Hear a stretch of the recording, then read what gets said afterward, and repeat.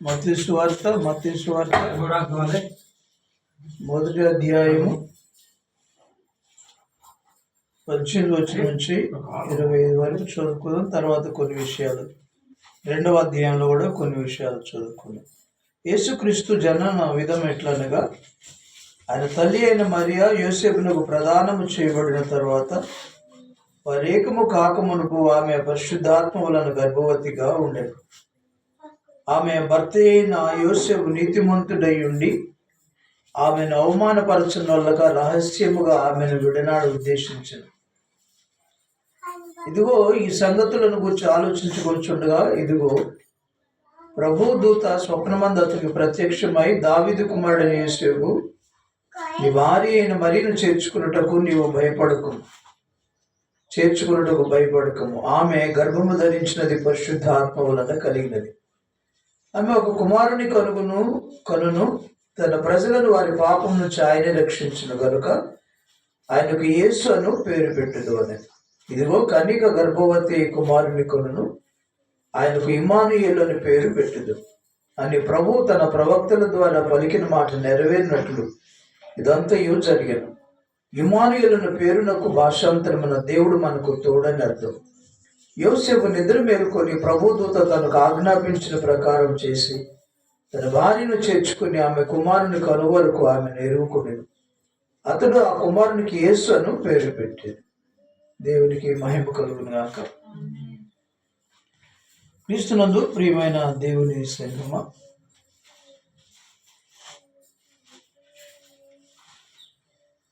యేసుక్రీస్తు ప్రభువారి యొక్క జన్మ విధం ఎట్లనగా అంటున్నాడు. యేసుక్రీస్తు ప్రభువారి యొక్క జనన విధం ఎట్లనగా, ఆయన ఎలా జన్మించాడు అనే విషయాన్ని ఇక్కడ భక్తుడు మత్తయి ద్వారా తెలియజేస్తూ ఉన్నాడు. ఎలా జన్మించాడు, ఎందుకు జన్మించాడు, అసలు ఆయన ఎవరు అనే విషయాన్ని మనం కొన్ని విషయాలు తెలుసుకుంటాం. అసలు యేసుక్రీస్తు ప్రభు వారి లోకానికి రావడానికి గల ఆవశ్యకత ఏంటి, ఎందుకు రావాల్సి వచ్చింది, ఆయన వచ్చినందువలన కలిగిన లోకానికి కలిగిన మేలు ఏంటి, ఆయన రాకపోతే మనకు వచ్చేటువంటి కీడేంటి అనే విషయం కూడా కొద్ది మాటలు మనం ధ్యానించుకుందాం. ప్రియమైన వాళ్ళారా, దేవుడు మానవుని కలుగు చేయక మునిపే, క్లుప్తంగా చెప్తాను, శ్రద్ధగా విన్నాం. మానవుని కలుగు చేయక మునిపే సృష్టి అంతటిని కలుగు చేశాడు. ఆదికాండం 1వ అధ్యాయంలో మనం చూస్తే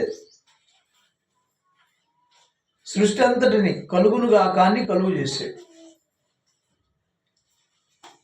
భూమి నిరాకారముగా ఉందంట, శూన్యంలో ఉందన్న. పిల్లలు గమనించండి, ఏమీ లేవు అప్పుడు.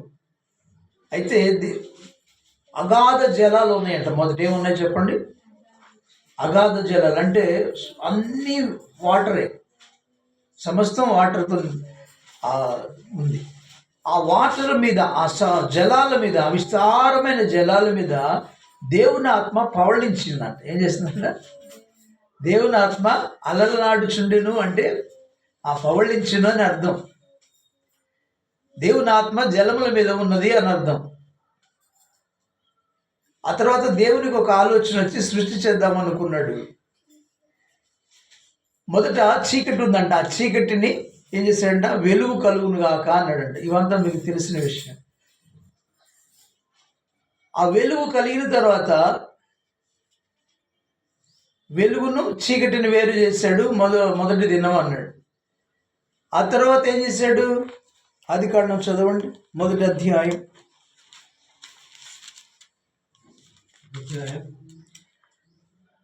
మొదటి 2-3 వచనాలు. ఆదియందు దేవుడు భూమి ఆకాశములను సృజించాడు. భూమి నిరాకారముగాను శూన్యముగాను ఉండేది. చీకటి అగాధ జలముల పైన కమ్మి ఉండెను. దేవుని ఆత్మ జలముల పైన అలలాడుచుండెను. అంటే పవళించిందని అర్థం. అలలాడటం అంటే దేవుడు ఇప్పుడు అనుకున్నాడు, సృష్టి చేయాలని అనుకొని దేవుడు వెలుగు కమ్మని పలుకుగా వెలుగు కలిగేది. ఏమన్నాడంట దేవుడు? మాట సెలవిచ్చాడు. అంత చీకటి జలాలు ఉన్నాయి, అగాధ జలాలు ఉన్నాయి. ఆ జలముల పైన దేవుని ఆత్మ అలలాడుతూ ఉన్నది.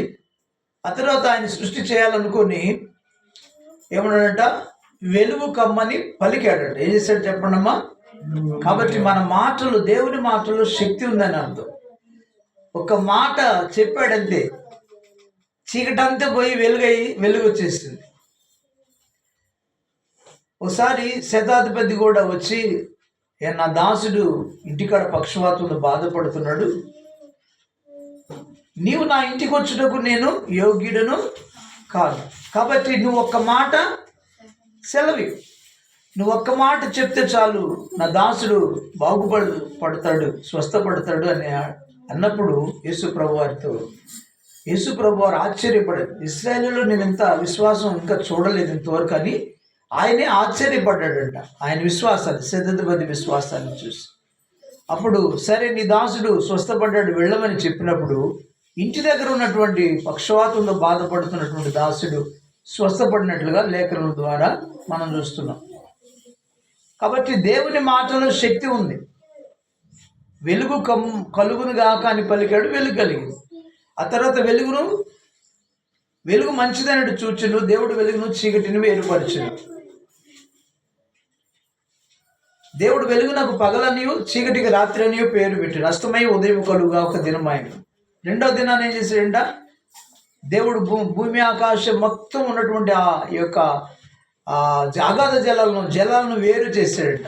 జలముల మధ్య ఆరవచ్చును. దేవుడు జలముల మధ్య ఒక విశాలము కలుగునుగా కలిగి ఆ జలములను ఈ జలములను వేరుపరచునుగా కానీ పలికి. అర్థమైందా? విస్తారమైన జలాలు ఉన్నాయి కదా, వాటిని ఏం చేశాడంట? వేరవునుగాక అన్నాడంట. జలములు వేరవునుగాక, జలముల మధ్య ఒక విశాలం కలుగునుగాక, ఈ జలములను వేరుపరచునుగాక అని పలికెను. జలాలన్నీ కూడా వేరైపోవాలని ఆయన మాట సెలవిచ్చినప్పుడు కొన్ని జలాలు పైకి వెళ్ళిపోయినాయంట, కొన్ని జలాలు క్రింద ఉన్నాయంట. మాట మాత్రం సెలవిస్తే అగాధ జలాలు విభాగించబడ్డాయి అంట. శక్తి కలిగినటువంటి మాట యేసయ్య మాట. కాబట్టి మనం ప్రభువు నువ్వు నాతో మాట్లాడాయని రోజు ప్రార్థన చేసుకోవాలి. అందుకే భక్తులు చాలా పాటలు వేస్తారు, నాతో మాట్లాడాయని.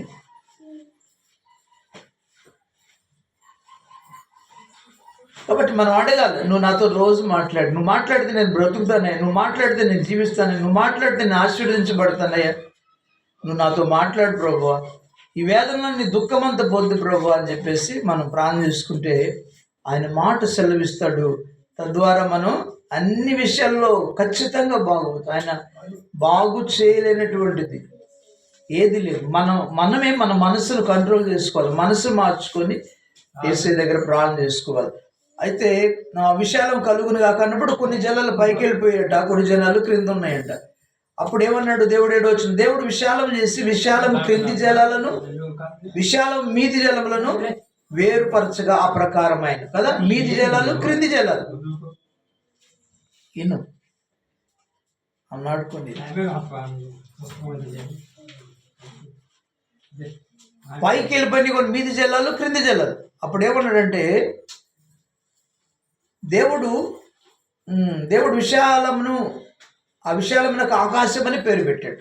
వేరైపోయినాయి కదా జలాలు, కొన్ని పైకి కొన్ని క్రింద ఉన్నాయి.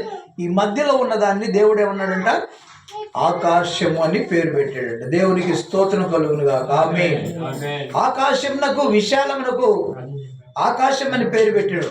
రెండవ దినం ఆయనను 9వ వచనంలో ఆకాశము క్రింద ఉన్న జలములు ఒక చోటనే కూర్చోబడి 6 నెలలు కనబడును గాక అని ఏమన్నాడంట? క్రింద ఉన్నటువంటి జలాలన్నిటినీ ఒక చోట కూర్చోబడి దానిలోంచి 6 నెలలు కలుగును గాక అన్నాడంట. 6 నెలలు వినండి, ఆయనతో వదిలిపెట్టి క్రింద ఉన్నటువంటి ఈ విస్తారమైన జలాలలో నీటిలో ఒక చోట కూర్చోబడి దానిలోంచి 6 నెలలు కలుగును గాక అన్నాడంట. అప్పుడు జలాల్లోంచి నేల 6 నెలలు కలిగిందంట. దాన్ని భూమి అని పేరు పెట్టాడు. మధ్య ఉన్న విశాలానికి ఏమో ఆకాశం అన్నాడు, జలాల్లోంచి వచ్చినటువంటి కదా భూమినేమో భూమి అని పేరు పెట్టాడు. 6 నెలలు కలిగింది, 6 నెలలకి భూమి అనే పేరు పెట్టాడు. ఈ రీతిగా కనబడును కాకని పలుగుక ఆ ప్రకారం 6 నెలలకు భూమి అని పేరు పెట్టాడు. జలరాశికి ఆయన సముద్రములని పేరు పెట్టాడు. క్రింద ఉన్న జలరాశులు వేసాడు, క్రింద ఉన్నటువంటి జలరాశులని సముద్రాలు అని పేరు పెట్టాడు. 6 నెలలేమో భూమి అని పేరు పెట్టాడు. పిల్లలు, దేవుడు మంచిదని చూచెను. దేవుడు గడ్డినిచ్చు చెట్లను ఈ రీతిగా ఆ 3వ దినం అయిందనమాట. గమనించండి, మొదటి దినాన వెలుగు సృష్టించాడు. ఏం చేశాడు చెప్పండి? మొదటి దినాన వెలుగును కలుగు చేశాడు. 2వ దినాన ఆకాశాన్ని కలుగు చేశాడు. 3వ దినాన భూమిని కలుగు చేశాడు. భూమిని విత్తనములు ఇచ్చి చెట్లన్నిటినీ పుట్టించాడు. అది 3వ దినం అయింది. 4వ రోజున ఏం చేశాడంట? పగటిని రాత్రిని వేరు ఆకాశమందులో జ్యోతులు కలుగును గాక అని పలికాడంట. ఏంటంటే అర్థమైందా? 4వ రోజున ఆకాశమందు జ్యోతులు కలుగును గాక అని పలికాడంట. సూర్యచంద్ర నక్షత్రాలను 4వ రోజున కలుగు చేశాడు. అర్థమైందా? చెప్పండి, ఏం చేశాడు? 4వ రోజున సూర్యచంద్ర నక్షత్రాలను కలుగు చేసి పగలుకు వెలిగివ్వటానికి, రాత్రి వెలిగివ్వటానికి చంద్రుడిని, చిన్న జ్యోతిని, పెద్ద జ్యోతిని కలుగు చేశాడు. ఇవంట ఆకాశమందు విశాలం వాటిని ఉంచెను, అవి మంచిదని దేవుడు చూసాను. అస్తమైన ఉదయం కలుగా 4వ దినమాయను. వీటిని ఎందుకోసం చేశాడంటే సూచనలను, కాలములను, దిన సంవత్సరములను సూచించడానికి వీటిని చేశాడంట. వెలిగివ్వటానికి చేశాడు. రాత్రిలో చంద్రుడు వెలిగిస్తున్నాడు, పగలేమో సూర్యుడు వెలిగిస్తున్నాడు. కాబట్టి ప్రియులారా 4వ దినమా ఎన్నో అంటాడు, మంచిదని చూశాడు. ఆ తర్వాత 5వ దినాన్ని ఏం చేశాడు? జీవము కలిగి చెల్లించు వాటిని జలములు సమృద్ధిగా పుట్టించును కాకని ఆకాశం. ఇట్లాగా 5వ దినాన ఆకాశ పక్షులు, జలచరములు, భూచరములు దేవుడు చేశాడు. 5వ రోజున ఏం చేశాడంట? సముద్రంలో మత్స్యాలను కలుగు చేశాడు. భూమి మీద జలచరాలను, భూచరాలను కలుగు చేశాడు. ఆ తర్వాత వాటిని చూసి ఆశీర్వదించాడు. 5వ దినాన. 6వ దినాన ఏం చేశాడు? 6వ దినాన మనిషిని చేశాడు, మానవుని చేశాడు. ఎవరిని చేశాడమ్మా?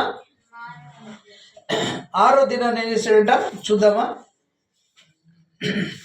26 వచ్చు. దేవుడు మన స్వరూపం మన పోలిక చొప్పున నరులను చేయదుము, వారు సముద్రపు చేపను, ఆకాశ పక్షులను, సమస్తములు భూమి మీద ప్రాగుచుందుగా కానీ పలికెను. దేవుడు తన స్వరూపమందు నరుణ్ణి సృజించెను. దేవుని స్వరూపము అని సృజించెను. నరునిగాను, పురుషుడిగాను, స్త్రీనిగాను, పురుషునిగాను వారిని సృజించను. దేవుడు వారిని ఆశీర్వదించిన ఎట్లుగా మీరు ఫలించి అభివృద్ధి పొంది విస్తరించి భూమిని నిండించి దాన్ని లోపరుచుకుని సముద్రపు చేపలను, ఆకాశ పక్షులను, భూమి మీద ప్రాకు ప్రతి జీవిని ఏలుడని వారితో చెప్పారు. దేవునికి మహిమ కలుగును గాక. ఇలాగా 6వ దినాన దేవుడు ఏం చేశాడంట? ఏం చేశాడు? మనుష్యుని చేశాడు.